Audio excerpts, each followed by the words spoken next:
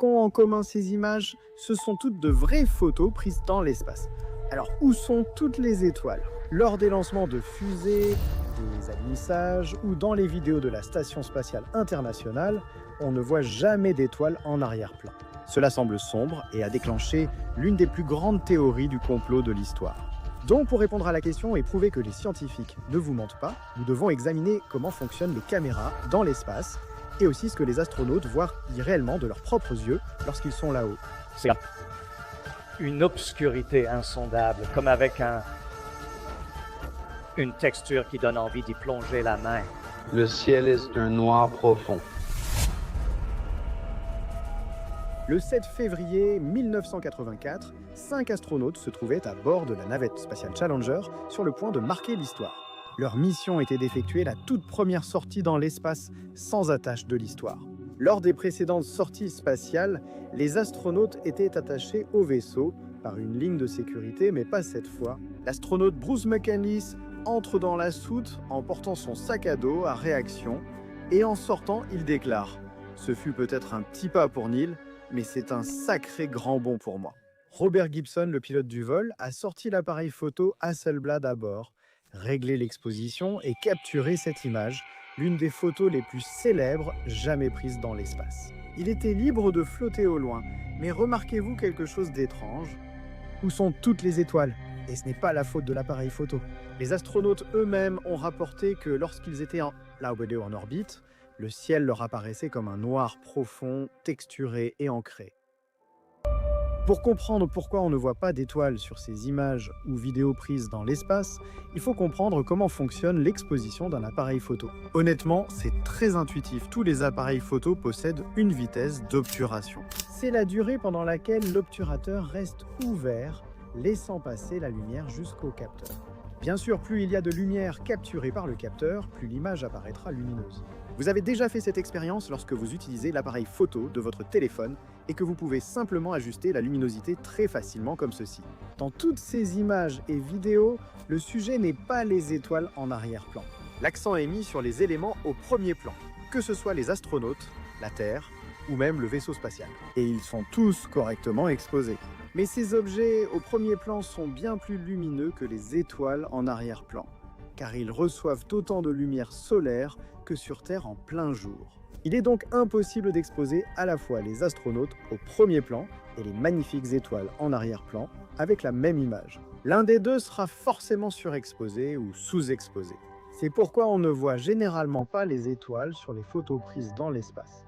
Ce n'est pas une conspiration. Et le meilleur dans tout ça, c'est que si on prend en compte ces faits à l'avance, on peut vraiment s'y préparer et prendre des images et des vidéos assez spectaculaires des étoiles dans l'espace.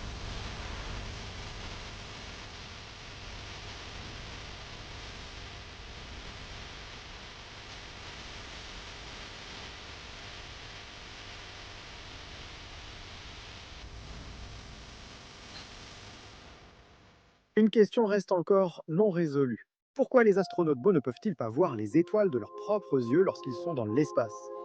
Le ciel est d'un noir profond. C'est une noirceur insondable, comme avec une texture qui donne l'impression que tu pourrais y plonger la main.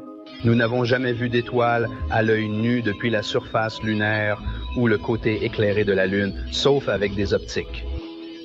Je ne me souviens pas pendant la période où nous photographions la couronne sonare des étoiles que nous pouvions voir. Je ne me souviens pas en avoir vu. Et la raison pour laquelle cela se produit, c'est parce que nos yeux sont en réalité comme de toutes petites caméras. Ils régulent l'exposition en dilatant naturellement les pupilles.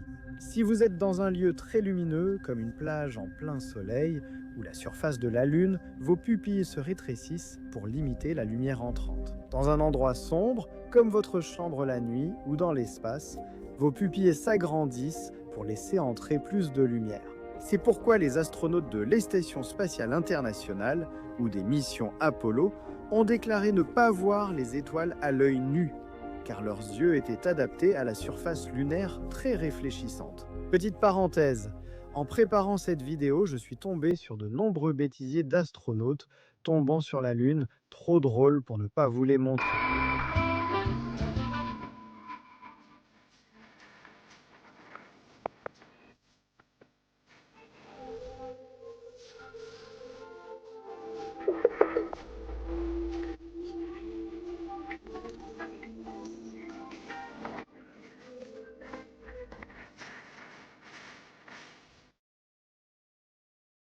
En fait, le seul endroit où les astronautes d'Apollo pouvaient voir les étoiles pendant qu'ils étaient sur la Lune, c'était ici, dans l'ombre du module lunaire. S'ils restaient assez longtemps dans cette ombre et laissaient leurs yeux s'habituer à l'obscurité, l'univers commencerait lentement à se dévoiler. Je me suis demandé, que verront vraiment les astronautes lorsqu'ils retourneront sur la Lune dans les prochaines années, puisqu'ils atterriront au pôle sud lunaire, où il fait bien plus sombre. J'ai récemment visité le centre d'entraînement des astronautes de l'Agence spatiale européenne, fait une simulation de marche lunaire et demandé à quoi ressembleraient les étoiles depuis le pôle sud lunaire. Le ciel est-il fidèle à ce à quoi il ressemblerait vraiment? Oui. Oui? Donc on s'attendrait à voir plus d'étoiles, non? Mais en réalité, comparé à l'éblouissement des environs avec le Soleil, on ne voit pas vraiment les étoiles. Ainsi, lors de leur voyage vers le pôle sud de la Lune dans les prochaines années, les astronautes d'Artemis verront toujours ce ciel noir d'encre. Mais s'ils passent suffisamment de temps dans les cratères sombres, ils pourront sans aucun doute voir l'intégralité de l'univers sans être gênés par la pollution lumineuse ni par une atmosphère. D'accord? Une dernière chose, j'ai adoré récemment ces superbes images d'astrophotographie en pose longue prises par l'astronaute Don Petty. Don est en fait à bord de la Station spatiale internationale en ce moment. Et dans les prochaines semaines, je vais passer un appel en direct à la Station spatiale internationale pour discuter avec Don de la vie dans l'espace en tant qu'astronaute. Si vous avez des questions pour Don ou d'autres astronautes de la Station spatiale internationale, mettez-les en commentaire ci-dessous. Si votre question est intéressante, je la poserai directement aux astronautes actuellement dans l'espace au-dessus de vous. Si quelqu'un affirme qu'on ne voit pas les étoiles dans l'espace à cause d'un complot, envoyez-lui cette vidéo.